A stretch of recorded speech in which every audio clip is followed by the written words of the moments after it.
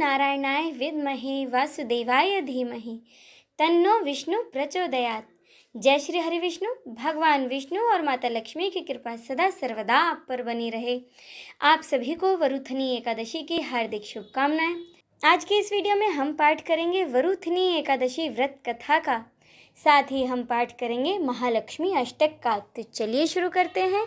एक बार धर्मराज युधिष्ठिर भगवान श्री कृष्ण से बोले कि हे भगवान, मैं आपको नमस्कार करता हूँ।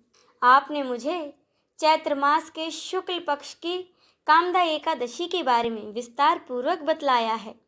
हे भगवान, अब कृपा करके आप मुझे वैशाख माह के कृष्ण पक्ष की एकादशी के बारे में बतलाइए। इस एकादशी का नाम क्या है तथा इसकी विधि एवं महात्म्य क्या है। भगवान श्री कृष्ण ने कहा कि हे राजन, वैशाख माह के कृष्ण पक्ष की एकादशी को वरुथनी एकादशी के नाम से जाना जाता है। यह एकादशी सौभाग्य देने वाली, सभी पापों को नष्ट करने वाली तथा अंत में मोक्ष देने वाली है। इसकी महात्म्य की कथा को मैं आपसे कहता हूँ, ध्यान से सुनिए। प्राचीन काल में नर्मदा नदी के तट पर मानधाता नामक राजा राज्य करते थे। वह राजा अत्यंत ही दानशील तथा तपस्वी थे।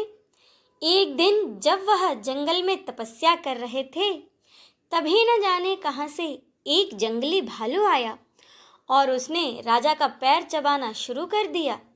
लेकिन राजा अपनी तपस्या में लीन रहे। कुछ देर बाद पैर चबाते चबाते वह भालू राजा को जंगल में घसीट कर ले गया। तब राजा बहुत घबरा गया, मगर तापस धर्म अनुकूल उसने क्रोध और हिंसा न करके भगवान विष्णु से प्रार्थना की और बड़े ही करुण भाव से उसने भगवान विष्णु को पुकारा।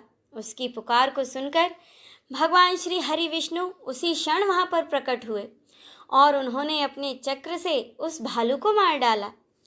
लेकिन राजा का पैर तो भालू पहले ही खा चुका था। अपने कटे पैर को देखकर राजा बहुत ही शोकाकुल हुआ। राजा को दुखी देखकर भगवान विष्णु बोले, हे वत्स, तुम शोक मत करो। तुम इसी क्षण मथुरा नगरी जाओ और वहाँ जाकर वरुथनी एकादशी का व्रत रखकर मेरी वराह अवतार की मूर्ति की पूरी श्रद्धा से पूजा करो। उसके प्रभाव से तुम फिर से एक बार पूरे अंगों वाले हो जाओगे।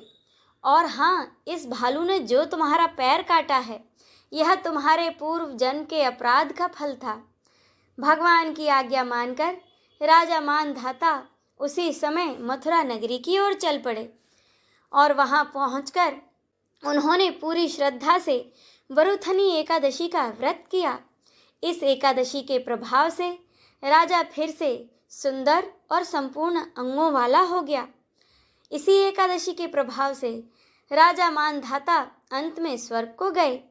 माना जाता है जो भी व्यक्ति भय से पीड़ित है, उसे वरुथनी एकादशी का व्रत रखकर भगवान विष्णु का ध्यान करना चाहिए।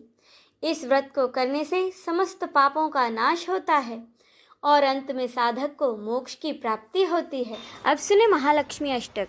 नमस्तेस्तु महामाये श्रीपीठे सुरपूजिते शंख चक्र गदा हस्ते महालक्ष्मी नमोस्तुते। नमस्ते गरुडारूढ़े कोलासुरभयंकरी सर्व पाप हरे देवी महालक्ष्मी नमोस्तुते। सर्वज्ञे सर्ववरदे सर्वदुष्ट भयंकरी सर्व दुख हरे देवी महालक्ष्मी नमोस्तुते। सिद्धि बुद्धि प्रदे देवी भक्ति मुक्ति प्रदायनी मंत्रमूर्ते सदा देवी महालक्ष्मी नमोस्तुते। आद्यांतरहिते देवी आद्य शक्ति महेश्वरी योग जय योग शंभुते महालक्ष्मी नमोस्तुते। स्थूल सूक्ष्म महारौद्रे महाशक्ति महोदरे महापाप हरे देवी महालक्ष्मी नमोस्तुते। पद्मासन स्थिते देवी परब्रह्म स्वरूपिणी परमेशी जगत माता महालक्ष्मी नमोस्तुते। श्वेतांबर धरे देवी नालांकार भूषिते जगत स्थिते जगत माते महालक्ष्मी नमोस्तुते। महालक्ष्मी अष्टक स्तोत्रम यह पठेत भक्तिमानरः सर्वसिद्धिमवाप्नोति राज्यं प्राप्नोति सर्वदा। एक काले पठे नित्यं महापाप विनाशनम द्विकालं यह पठे नित्यं धन धान्य समन्वितः त्रिकालं यह पठे नित्यं महाशत्रु विनाशनम महालक्ष्मी भवे नित्यं प्रसन्ना वरदा शुभा। इति श्री इंद्रकृत श्री महालक्ष्मी अष्टक संपूर्णम। बोलिए भगवान नारायण की जय, माता लक्ष्मी की जय, नमः पार्वते पते, हर हर महादेव की जय।